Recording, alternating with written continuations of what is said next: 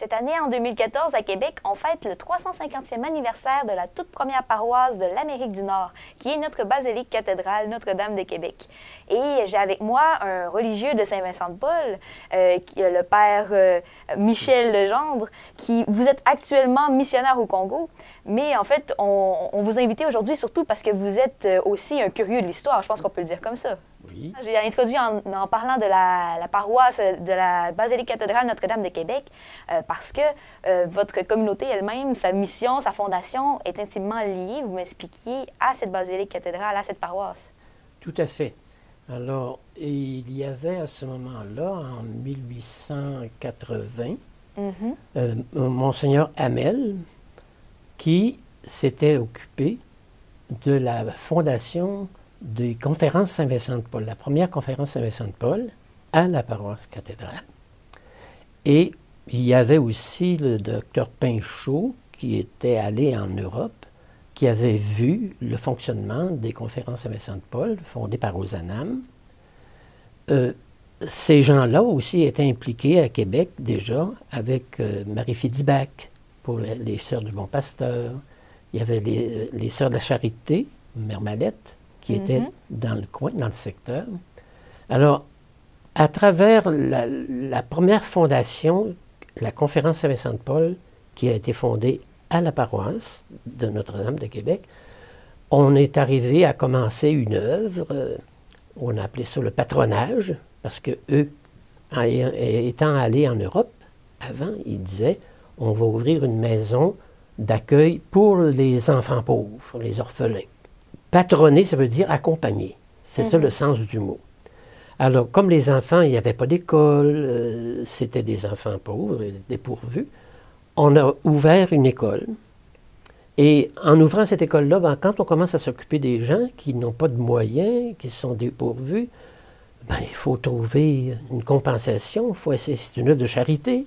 Alors, ils ont commencé à ouvrir un ouvroir pour donner des vêtements à ces enfants-là, qui n'en avaient pas. Ensuite, on a, à l'école, quand ils venaient à l'école, il n'y avait pas de manger le matin, on a fait un petit service de cantine. On a commencé à ouvrir un service de nourriture.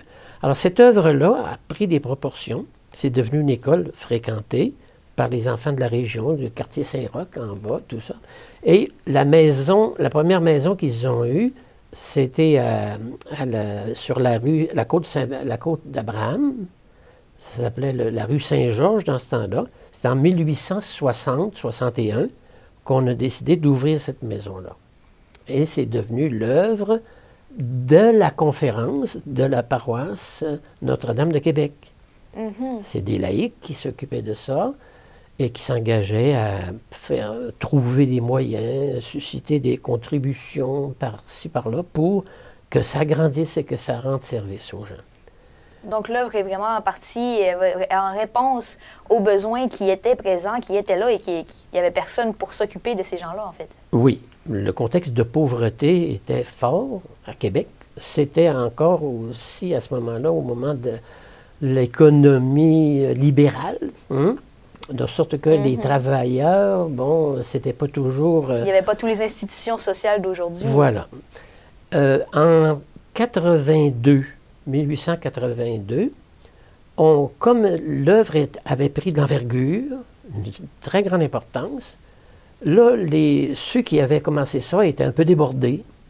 Ça demandait beaucoup. Alors, il y en a un qui avait connu en France les religieux de Saint-Vincent-de-Paul, et il a pensé que c'était cette communauté-là qui pouvait venir s'ajouter aux deux autres qui étaient dans le secteur pour prendre en main cette œuvre. Et c'est à ce moment-là que votre communauté arrive pour donner un coup de main dans ce qui existe. Il y a eu une lettre qui a été envoyée en 1882. Et puis c'est en 1884 que les premiers confrères français sont arrivés ici. Alors le père Lasfargue avec Cointepas et Nanceau. Et ils étaient 3 et ils ont pris en main cette œuvre-là pour la faire grandir encore, susciter un développement.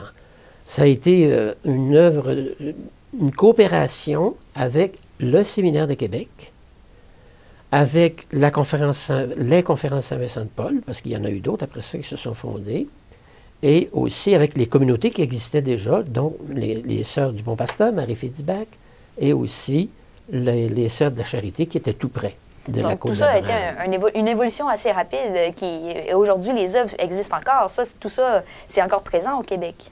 Sauf le patro Saint-Vincent-de-Paul qu'on avait sur la côte d'Abraham avant, qui est fermé. Mais ça a été la première œuvre et on a vu l'importance de cette communauté-là. Ça s'est doublé, organisé, c'est devenu paroisse à un moment donné. Il y avait les Sœurs de la Charité faisaient la cuisine à l'école, tout ça. Beaucoup de laïcs se sont impliqués à ce moment-là pour donner cette œuvre-là, une œuvre sociale, vraiment engagée au niveau caritatif. C'était dans la paroisse de la cathédrale. Merci beaucoup d'être avec nous par le genre. On vous retrouve pour un autre bloc de 6 minutes. OK, merci bien.